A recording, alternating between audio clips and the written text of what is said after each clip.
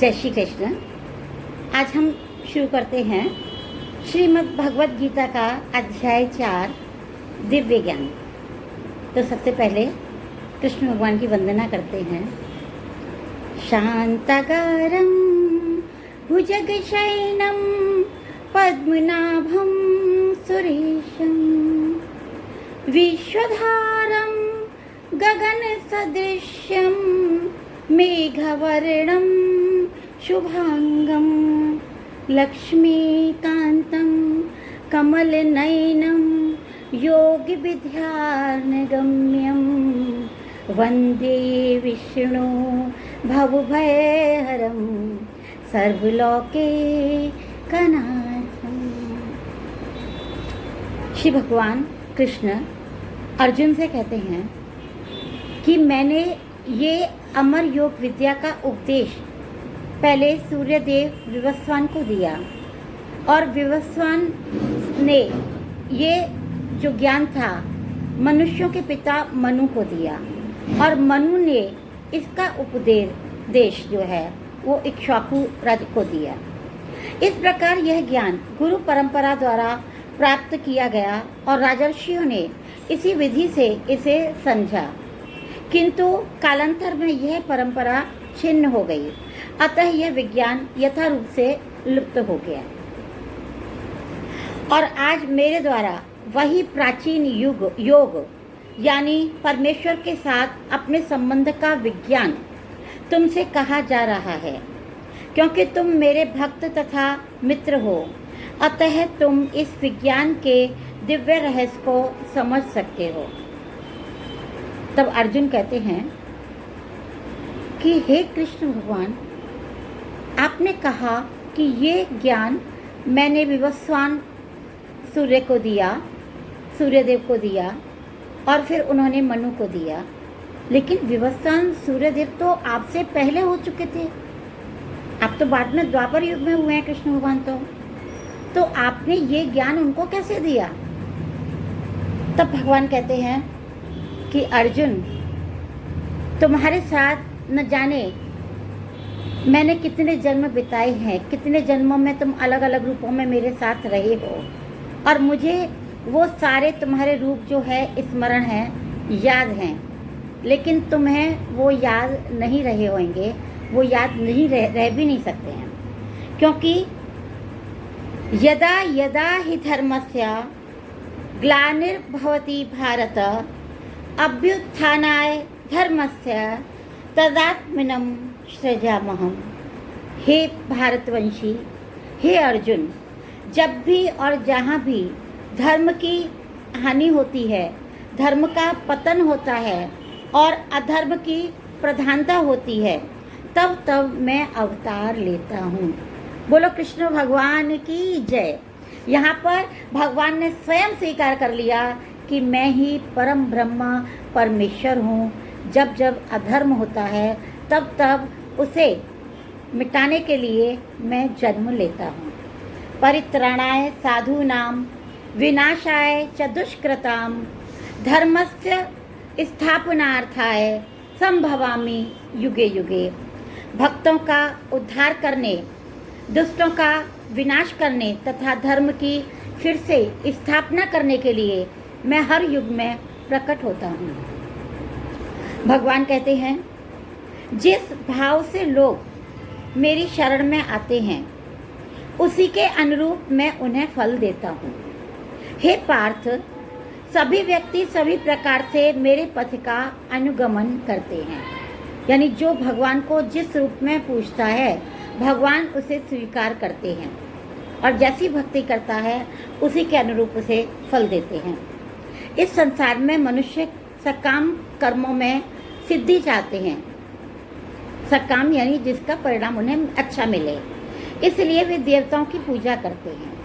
निस्संदेह इस संसार में मनुष्यों को सकाम कर्म का फल शीघ्र प्राप्त होता है।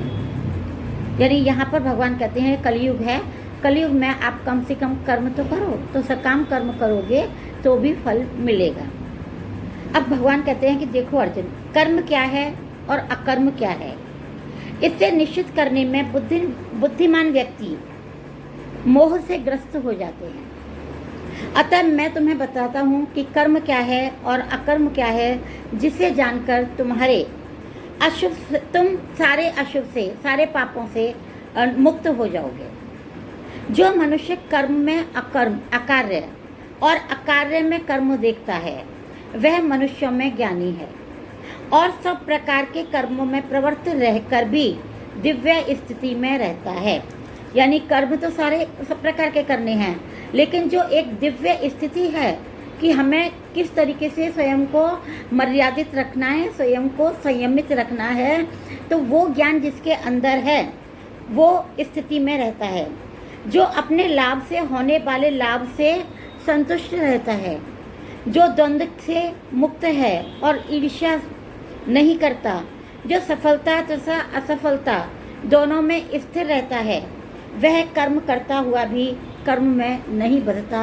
यानी कर्म करते हैं लेकिन उसके लिए सुख और दुख की जो अभिव्यक्ति नहीं करता है, वही ज्ञानी है। यदि तुम्हें समस्त पापियों में भी सर्वाधिक पापी समझा जाए, तो भी तुम दिव्य ज्ञान रूपी नाव में स्थित होकर दुख सागर को पार कर सकते हो। जैसे प्रज्वलित अग्नि ईंधन को भस्म तो कर देती है, इसी तरह हे अर्जुन, ज्ञान रूपी अग्नि भौतिक कर्मों के समस्त फलों को जला डालती है।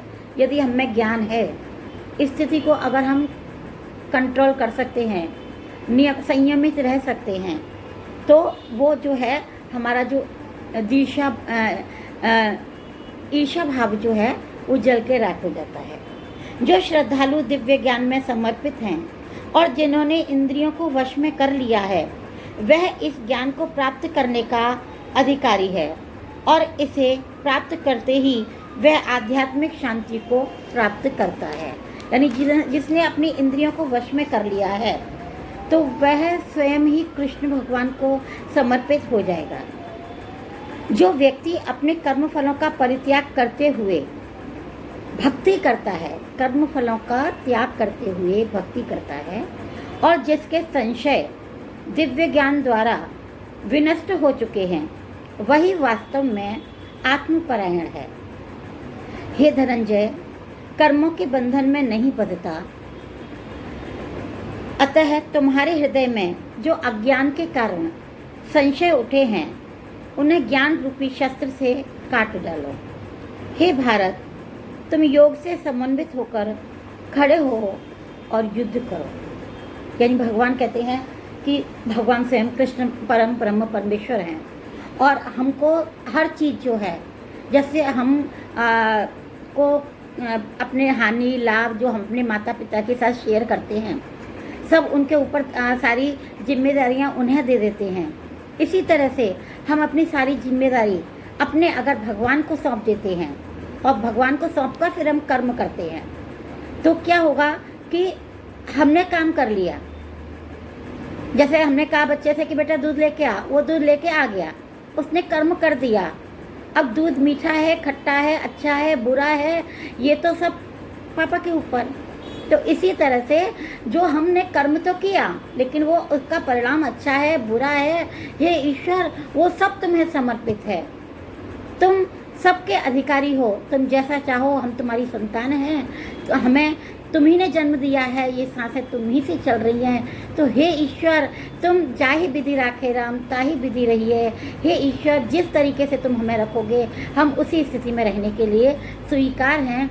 अगर ये हम मन से दृढ़ निश्चय कर लें कि हम कर्म करेंगे, लेकिन जो भगवान की इच्छा होगी वो हमें परिणाम दे, तो हम बहुत सारे क्लेशों से, बहुत सारे ईर्ष्या द्वेषों से दूर होकर एक शांति को प्राप्त करते हैं।